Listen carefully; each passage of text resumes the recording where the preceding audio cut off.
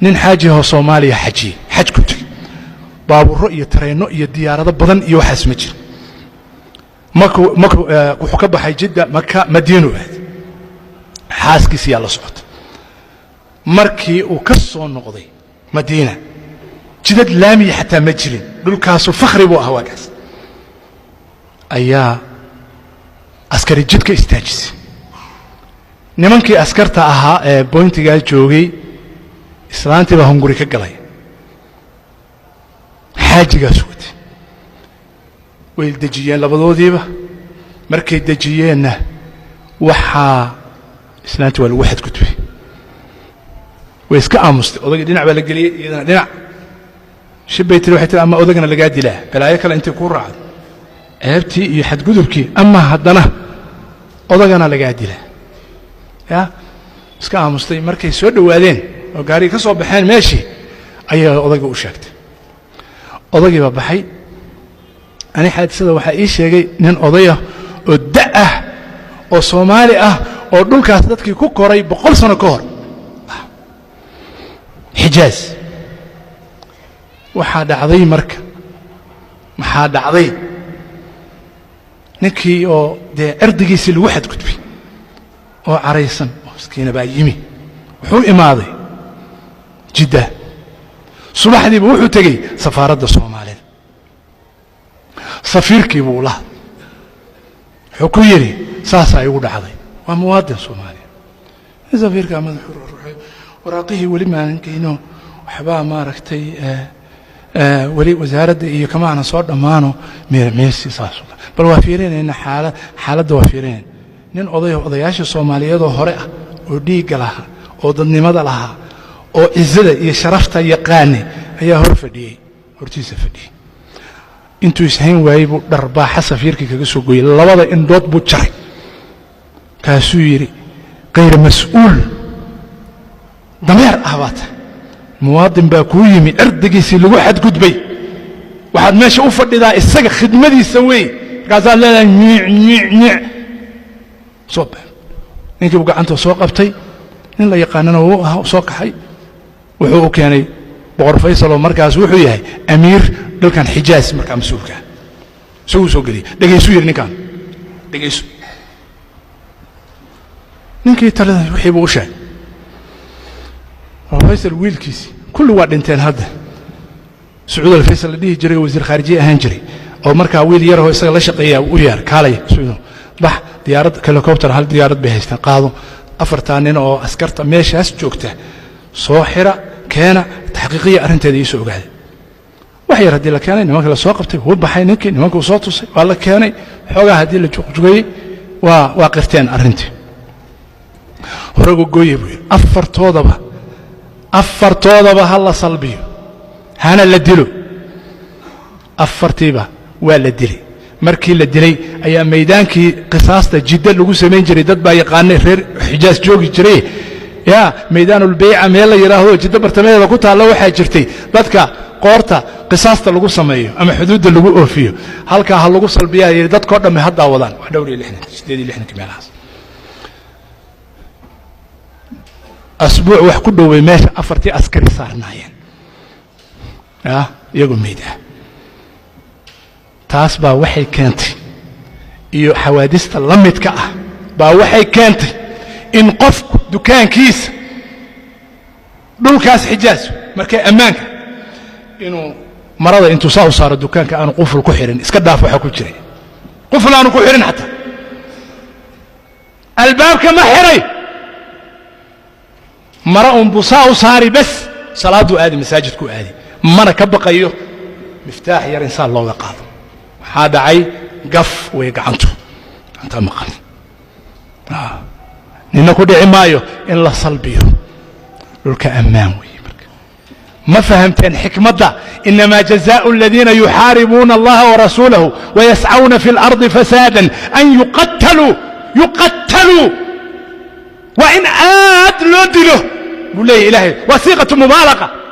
aad in lo dilo ma haadacay tuuga qaatilka hadduu nabad galo kun kala ka dambeeyo iyana wax dilay qabiilku hadduu hoos gashado oo yidhaahdo qisaas laga oofin maayo oo la xiri maayo oo la dili maayo hadduu yidhaahdo qabiilku ha ogaado qabiilka laftigiisa kun kale in laga dilaayo biqayri xaq ay ka dhimanayaan hal qof bay qisaastiisa diideen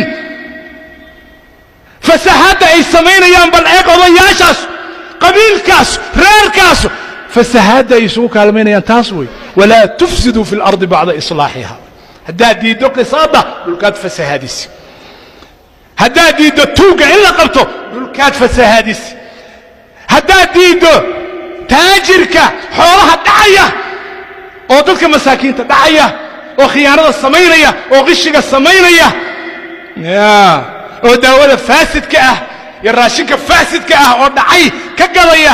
min ajli in adeerkaa inuu yahay reerkaaga inuu yahay laaluush inuu bixiyey ama aad mas-uul tahay oo laaluush u qariso mufsid baa tahay adduunka fasahaadiyey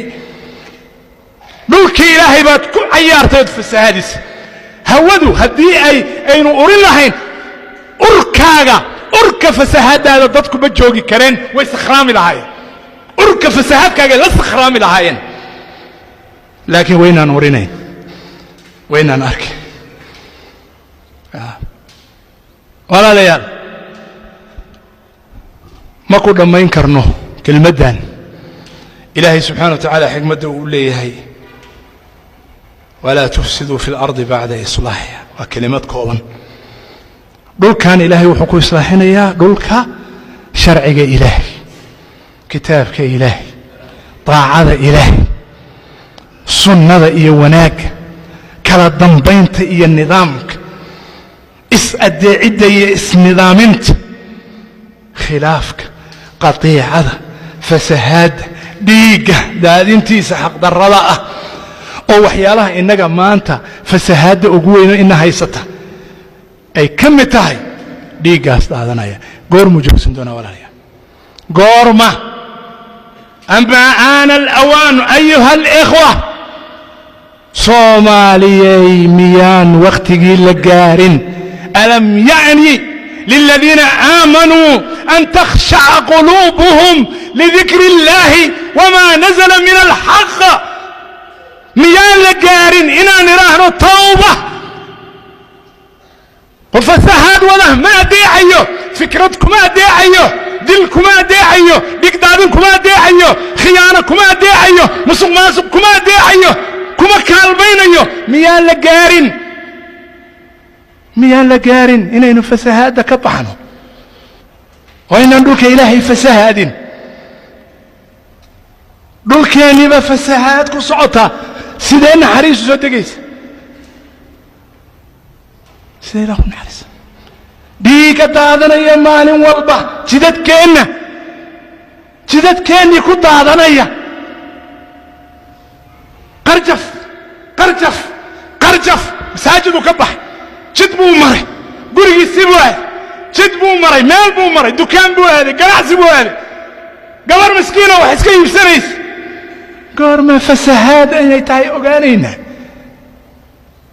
alam yani liladiina aamanuu an takhshaca quluubuhum lidikri illah wama nazla min alxaq walaa yakunuu kaladiina uutuu lkitaaba min qabl fataala calayhim amad faqasat quluubuhum qalbiyadii baa adkaaday miya haddaan fasahaadda laga joogsan qalbiga adkaaday alquluubu qaasi abcad alquluubi can illahi tabaaraka wa tacaala ama ha sujuudo ama ha rukuuco waa alqalbu alqaasi qalbi aan naxariisanayn oo fasahaadda ka dhammaanayn ilaahay subxaanahu wa tacaala waxaan ka baryaynaa inuu naga dhigo kuwa saalixiina oo muslixiina ilaahayna subxaanahu wa tacaala naga magan geliyo inaan noqono faasidiina mufsidiina ilaahayna subxana wa tacaala naga nabadgeeyo allahuma aciz alislaam walmuslimiin waadil ashirka walmushrikiin ودمر أعداءك أعداء الدين اللهم إنا نسألك العافية في ديننا ودنيانا وأهلنا ومالنا اللهم استر عوراتنا ومن روعاتنا اللهم احفظنا من بين أيدينا ومن خلفنا وعن أيماننا وعن شمائلنا ومن فوقنا ونعوذ بعظمتك أن نغتال من تحتنا اللهم أصلح بلادنا وبلاد المسلمين اللهم أصلح أمتنا وأمة المسلمين جميعا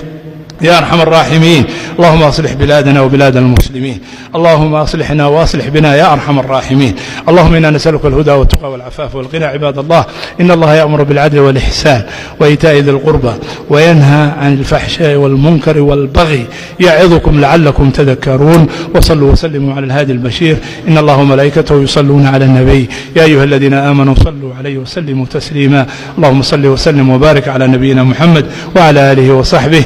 وسلم تسليما كثيرا. وأقم الصلاة.